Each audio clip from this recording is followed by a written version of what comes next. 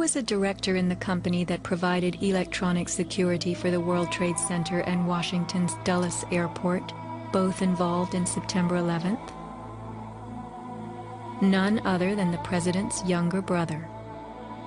From 1996 to 2000, Securacom installed what was referred to as a new security system at the World Trade Center.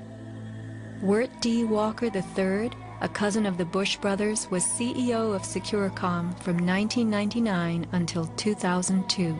Interestingly, these facts have not been made public.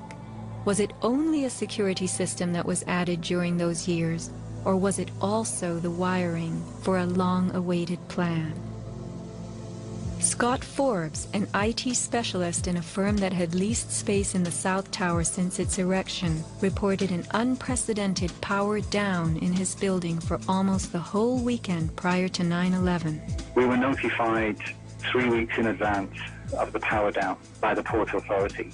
That was relatively short notice to plan to shut down all of our banking systems. It was a big deal. It was unprecedented. We had a data center on the 97th floor, so our originating servers were all there. During that weekend, the power down meant that there was no security. The doors were all open, basically. And also the security video cameras were all off. But there were guys in overalls carrying huge toolboxes and reels of cables walking around the building on that weekend. Employees were notified that internet cables were being upgraded. But who were the strange workmen, and what were they really doing? All the power was shut down. If there was a power down, that meant that everything was gone in terms of security, in terms of access to the building, so anybody could have gone there and do any kind of setup. Having worked overtime to get his company's servers back up, Scott took the day off on September 11th. As he watched the towers collapse from New Jersey that morning, he was sure this had been the purpose of the mysterious weekend work.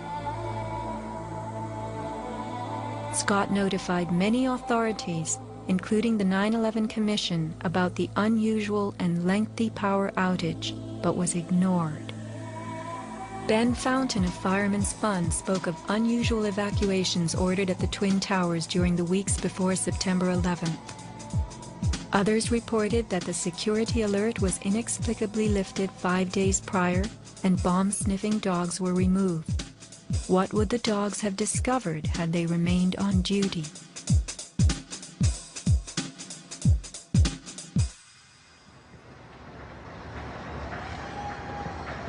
Not long after the disaster, Lower Manhattan saw banners like this one.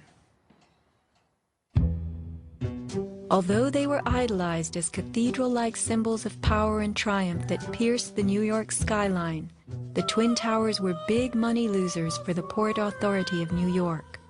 They cost millions a year to equip with the basics: electricity, water, heat, air conditioning, sewage, and even oxygen, being airtight.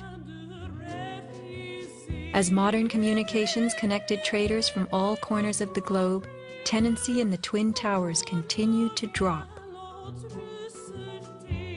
The towers presented another problem.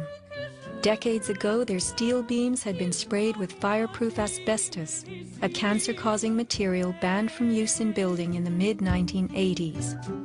Although the World Trade Center complex was given several waivers, it was expected to clean up its act.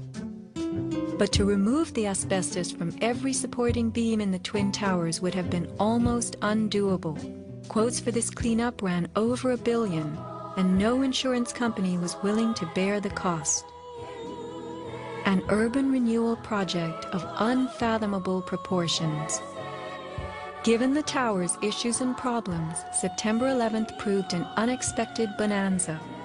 The Trade Center was built in the 1960s to revive a rundown area of New York, and 40 years later, urban renewal could again take place. 2 white elephants were removed, and a brand new complex is in the works. The full height of the new Freedom Tower will soar to 1,776 feet.